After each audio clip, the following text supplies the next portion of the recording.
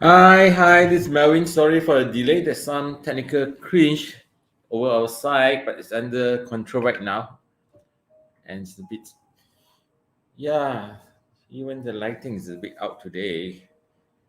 But anyway, the show must go on. And today I'm alone. Tell everyone today. Mio is will be away for 3 days. He'll be back on Monday. Sorry about the backdrops a bit. I think the weather is a bit dark here. I think it'll be a major storm in the afternoon today. So let's zoom in. So what can we talk about? Well, today's topic is we're talking about people I'm close to it. Senior people like me. There's an issue lately addressed to senior citizens. The Royal Malaysian Police has called for driving license issue to senior citizens to be restricted. Uh, um, the director of Traffic Investigations Enforcement Department, Datuk Aziz Man alias, said that health conditions of motorists was a factor which contribute to accidents. Well, I don't know how much he has released data for us to analyze, but there was a big hoo-ha once after he made these public statements. He says that the major of accidents are contribute to people in the so-called senior citizens age groups, and diseases such as eczema and eyes problems are among the health issues faced by elderly motorists. Yes, to the extent that is true, but does it warrant to so-called stop issuing license to senior citizens? That is something that need to be to study thoroughly. I think it's not just restricted to the so-called the Royal Malaysian Police recommendations, but it have to be debate presented in Parliament. So he said it would not be suitable for senior citizens aged 70 years to renew driving license for 5 years period due to the age factor. Well, we are talking about a new era here. Senior citizens are getting healthier. Not necessarily senior citizens are getting poorer in their health. We're talking about health advancements that people are more conscious what they eat and intake. I think uh, a lot of people are voiced out, the community voiced out, this is quite unfair for him to to put out as a press statement.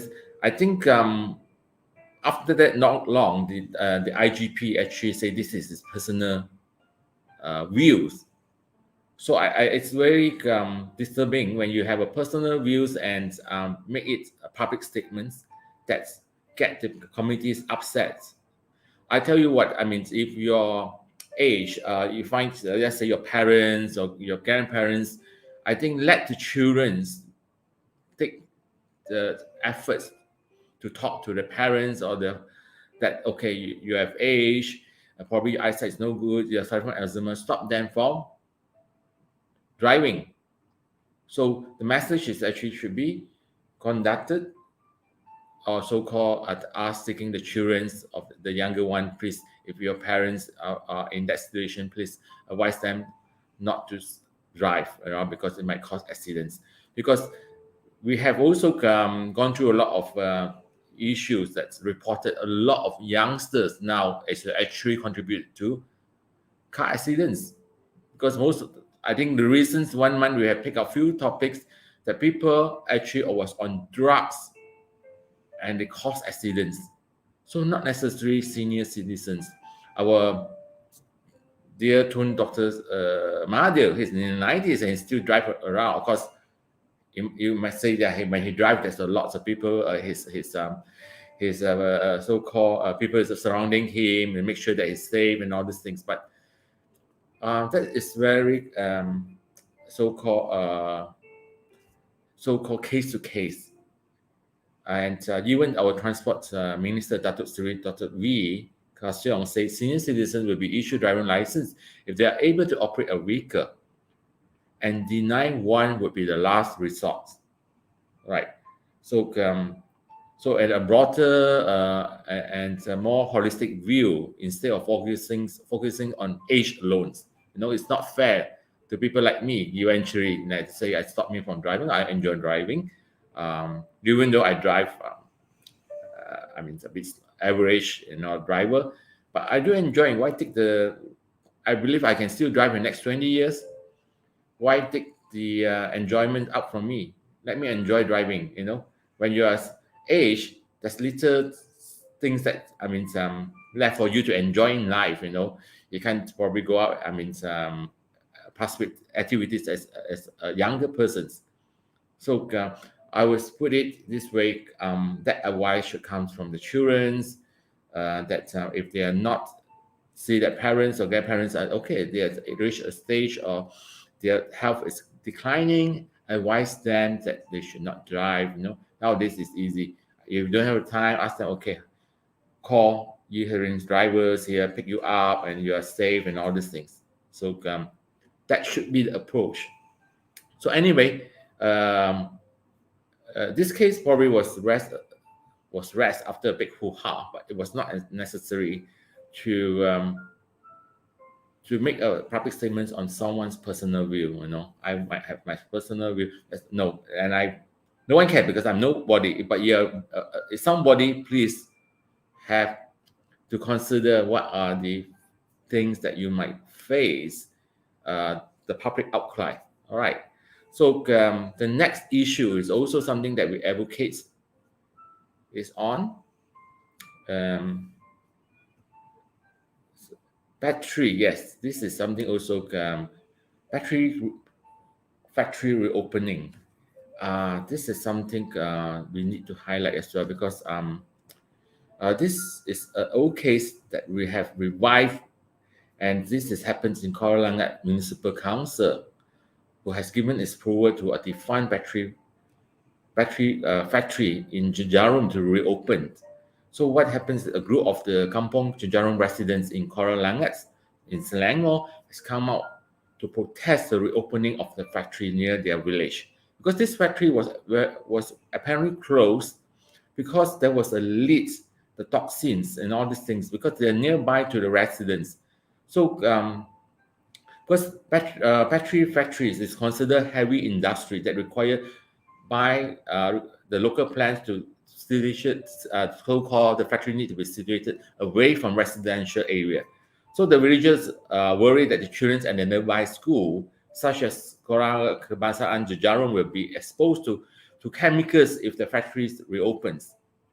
So we hope the state governments of Selangor, the Kuala Selangor municipal councils, please reconsider, or even you have passed, please hear out from the communities, the residents there, and please revoke, if necessary, the license.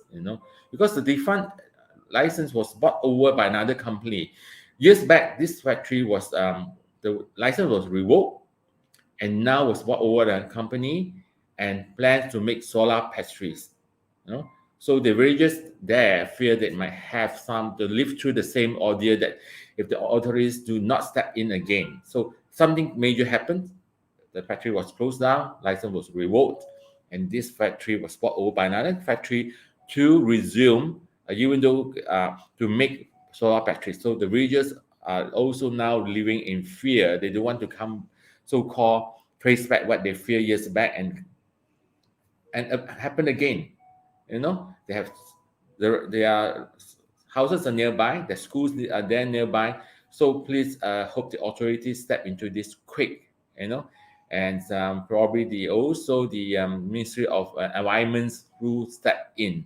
So the 11 NGOs actually submitted a memorandum to oppose the reopening of the factory, and we hope that their voices are here, because this is something serious.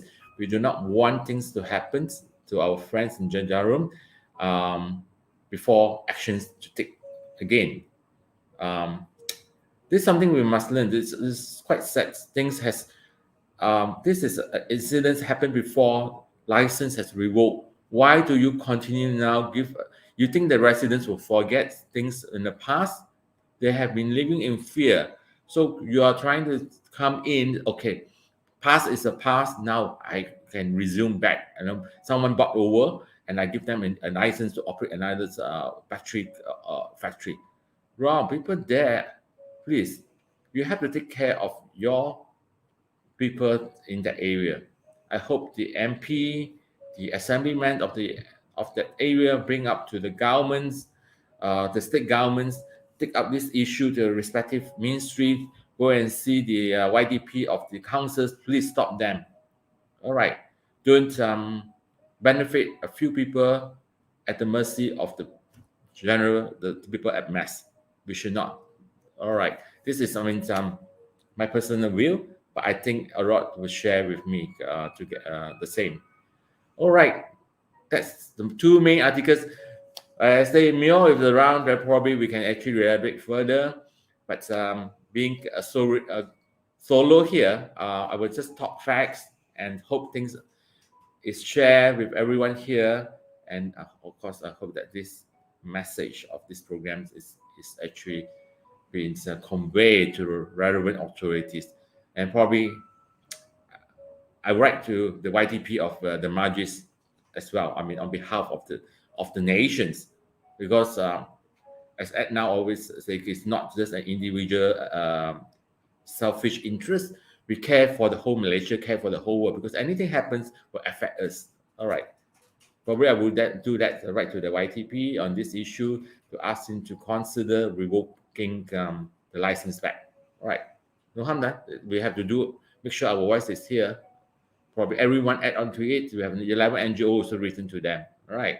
And make the 12 coming from it now. So another thing before I have to excuse myself, right? It's very bad. It looked like 8 p.m. now. It's so dark outside right now. And today, now it's just 12 noon, past 12 noon before lunch. All right. Something about tourism. There was so much says that okay, there's others destination will be open up. But as the report yesterday, Tioman Islands and Genting Highlands tourism bubble will be on hold, say the tourism Pahang government, state governments. It's like the tourism bubble at Tioman Islands and Genting Highlands scheduled to open on the 1st October, which is on Friday, yes, has been suspended indefinitely. As this was quoted by the tourism Pahang GM, Injed Kamaruddin Ibrahim. He said the move is to follow a statement by the Prime Minister Datuk Seri Ismail. The reopening of island resorts and tourism center or destinations and interstate travel will only be allowed when the vaccination rate of the country of adult population reach 90%. I read it this morning. I think it's about 83 point something. It coming to 84. So it's quite near to 90%. So Pahang government took the initiative to hold back all this the tourism bubble in Pahang, and only will so-called when we reach 90%, I'm sure the Pahang government will have a better planning how to implement such so-called bubble the India states. As I mentioned also a few days ago, probably in Genting itself, we should also limit the number of visitors per day. So at the Genting Hill, probably would have the number of how many go in, how many come out, and all those things. So it would not be oversaturated up in Genting, So we have to do it gradually. Let's say to this week or these 2 weeks, we allow 1,000 per day. If everything is under control, yes, we increase to 1,005, venturing to kind of things. I think that is a better, my opinion, if I would have. If I able to participate in the think tank group, this would be my proposal, right? Gradually, even in the German island, yes, there's X number of ferry, so they count how many visitors, in any other day during that period, in the island. All right, so that's about my little topics to discuss or to bring up to everyone today. And well, it started to rain right now. I'm in the heart of Bukit Bintang. The weather is extremely bad. It's the raining season right now. It's extreme. Sometimes find hot, humid, and then thunders in the afternoons. And yes, yesterday I saw a video that was in Klang, and Shah Alam was flooded. What in like something in a car park of a stadium is about 2 feet or 3 feet high, at least 2 feet high. The water raised up. So please, those who travel, please make sure that you have umbrella, raincoats, and all these things when you travel, please. All right. So I see you all tomorrow, same time, 12 noon. So I wish everyone have a good day and stay safe. Goodbye.